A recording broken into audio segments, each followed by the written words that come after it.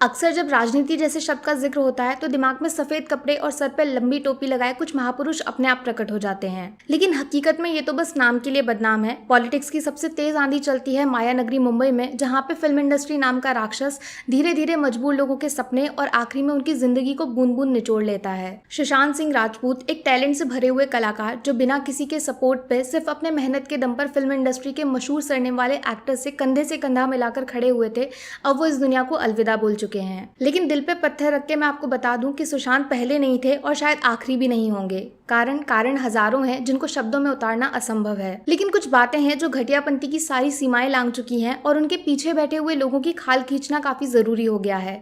वक्त आ गया है कुछ लोगों के चेहरों के ऊपर से नकाब उतारे जाएं और उनको आईना दिखाया जाए। आज इस वीडियो में आपके सामने 10 ऐसे पॉइंट्स रखने वाली हूँ जो ये बात साबित कर देंगे कि बाहर से हीरे की तरह चमकने वाली फिल्म इंडस्ट्री हकीकत में कीचड़ से भरा हुआ एक दलदल है जो मासूम लोगों को अपनी तरफ खींचकर खुद उनको अपनी जान का दुश्मन बना देता है। पहला रीजन है नेपोटिज्म, जिसने हमारे देश में सिनेमा की जमीन को खोखला कर दिया है और टैलेंट से भरे हुए एक्टर्स के मुंह पर तमाचा मारकर उनको उस सक्सेस से दूर कर दिया है जिसके लिए वो सालों साल एड़ियां घिसकर मेहनत करते हैं। जरा सोचकर देखिए, आप पढ़ाई में बहुत तेज हैं और कंधे पे किताबों से भरा हुआ एक बैग लेकर पूरे साल स्कूल जाते हो, लेकिन एग्जाम के टाइम पर टीचर जानबूझकर आपको बिना पेपर दिए ही वापस घर भेज दे और अपने खुद के बेटे को बिना एक शब्द लिखे ही क्लास में सबसे ज्यादा नंबर बांट दे, तो आपको कैसा लगेगा? ठीक वैसे ही फिल्म इंडस्ट्री में कुछ एक्टर्स को नई नई फिल्में थाली में सजाकर परोस दी जाती हैं, तो वहीं दूसरे को ऑडिशन तक देने का मौका नहीं मिलता।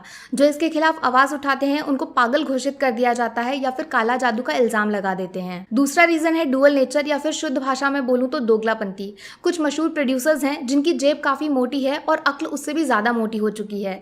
ये अपनी दुनिया के राजा हैं और बाकी सब इनके लिए कीड़े मकोड़ों के बराबर हैं। आयुष्मान खुराना ने अपनी बुक में एक किस्से का जिक्र किया है जब स्ट्रगल वाले दिनों में उनको करण जौहर की ऑफिस का नंबर देकर बोला गया था कि आपका करियर सेट हो चुका है। अगले दिन फोन किया तो जवाब मिला कि नंबर गलत है। दूसरी बार मिलाया तो बोला गया कि प्रोड्यूसर साहब बिजी हैं, बाद में मिलाना।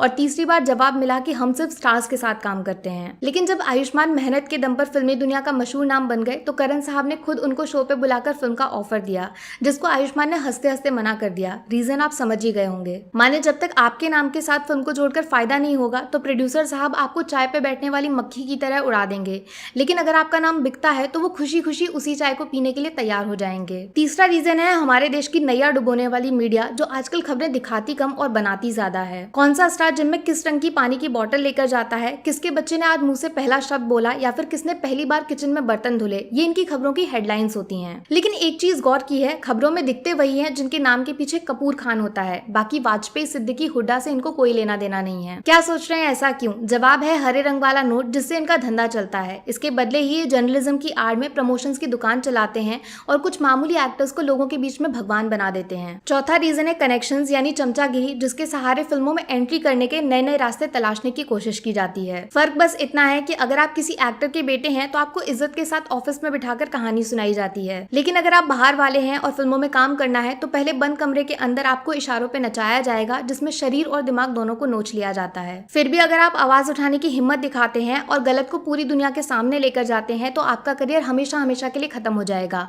और फिल्म इंडस्ट्री से आपको छुआछूत की बीमारी समझकर बाहर फेंक दिया जाएगा। पांचवा रीजन है अवार्ड्स, जिसको किसी भी एक्टर की फिल्म इंडस्ट्री में सफलता नापने का हथियार माना जाता है, लेकिन हकीकत में ये किसी धंधे से कम नहीं है। पूरा प्रोसेस आपको आसान शब्दों में समझाती हूँ। देखो, अवार्ड शोज कराने वाला एक स्पॉन्सर होता है जो अपनी फिल्म से जुड़े हुए लोगों को मुफ्त में अवार्ड्स बांटता है। जजेस भी वही होते हैं जो उस फिल्म के साथ जुड़े हुए हैं। माने फिल्म फेयर अमेजोन ने कराया तो गली बॉय को 13 अवार्ड्स मिल गए। सीक्रेट आप जानते ही हैं। दूसरी कलाकारी है अपने मन से बनावटी कैटेगरी बनाकर स्टार किड्स के हाथों में चमचमाती ट्रॉफी पकड़ाना, जिसके साथ सेल्फी खींचकर ये इंस्टाग्राम पे अपलोड कर देंगे। बच्चे नाराज हो गए तो कल को फिल्मों में काम कौन करेगा? जरा इनसे पूछिए, सुशांत ने जो कारनामा MS धोनी बनकर पर्दे पर दिखाया था उसके बदले में उनको एक अवार्ड तक नहीं दिया जा सकता था? अगर जवाब ना है तो फिर डिक्शनरी से अवार्ड नाम का शब्द हमेशा हमेशा के लिए मिटा दीजिए। छठा रीजन है उधार वाली इज्जत, जिसके बिना मुंबई में काम तो छोड़िए, कोई आपकी तरफ मुड़कर देखने की कोशिश तक नहीं करेगा। अगर फिल्मों में काम करना है तो आपके पास अच्छा खासा बंगला होना चाहिए। प्रोड्यूसर से मिलने जाओ तो बड़ी महंगी कार से उतरना पड़ेगा, और हाँ, पार्टी करने शहर के सबसे महंगे क्लब नहीं गए तो आप फिल्म लाइन के काबिल ही नहीं है। ये सब दिखावे वाला खेल अब एक्टर्स की जरूरत बन चुका है, जिसके बिना आपको पूरी तरह नजरअंदाज कर दिया जाएगा। पैसे नहीं है तो फिर उधार मांगिए, बैंक से लोन लीजिए, हाँ, लेकिन वापस चुकाने के लिए आपको काम मिलेगा इसकी कोई गारंटी नहीं है। सातवां रीजन है सो कॉल्ड A-लिस्ट टीवी शोज, जो कहने के लिए तो सिर्फ एंटरटेनमेंट के लिए बनाए जाते हैं, लेकिन हकीकत में इनका इस्तेमाल अपने अंदर छुपी हुई भड़ास निकालने के लिए किया जाता है। कॉफी के बहाने आपसे पूछ लिया जाएगा कि फलाना एक्टर तुमसे बेकार क्यों है, वो पार्टी में गरीबों जैसे कपड़े क्यों पहनता है, या फिर किस तरह वो इंग्लिश बोलने में अटकता है, उस पर मजेदार चुटकुले बनाए जाते हैं। कमाल की बात यह है कि इन शोज का मकसद एंटरटेनमेंट बिल्कुल नहीं है, बल्कि ये अपने चुनिंदा दोस्त या फिर उनके बच्चों को पॉपुलर बनाने का एक शॉर्टकट तरीका है, जिसमें एक एक्टर को नीचा दिखाकर दूसरे को बेहतर साबित किया जाता है। 8वां रीजन है स्टार किड्स वर्सेस आउटसाइडर वाली जंग, जिसमें अक्सर छोटे शहर से बाहर आए लोगों को दरवाजे पे लगी हुई दीमक की तरह देखा जाता है,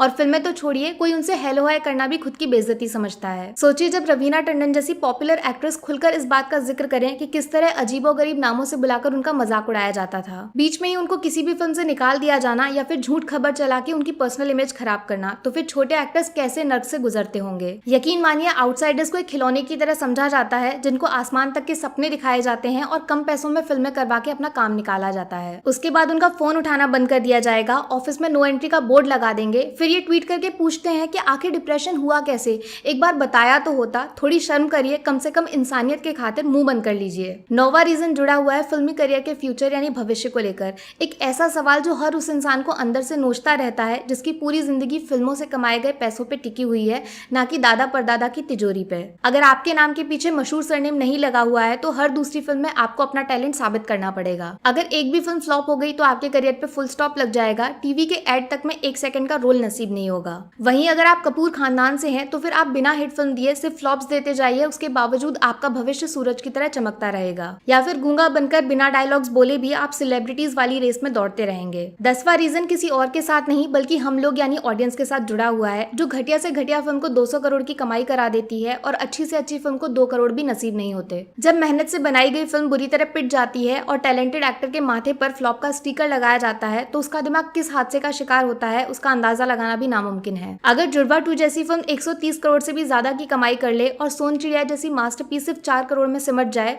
तो समझ लीजिए कि फिल्म से जुड़े हुए एक्टर्स फेल नहीं हुए हैं, 100 में से 0 नंबर हम लोगों के हैं जो अनजाने ही एक अपराध में शामिल हो गए। उम्मीद करती हूँ आप इस वीडियो को बनाने का असली मकसद समझेंगे और बहरी हो चुकी फिल्म इंडस्ट्री के कान में इन सवालों के शोर को पहुंचा देंगे। बस इसके अलावा मैं कुछ और नहीं बोलना चाहती।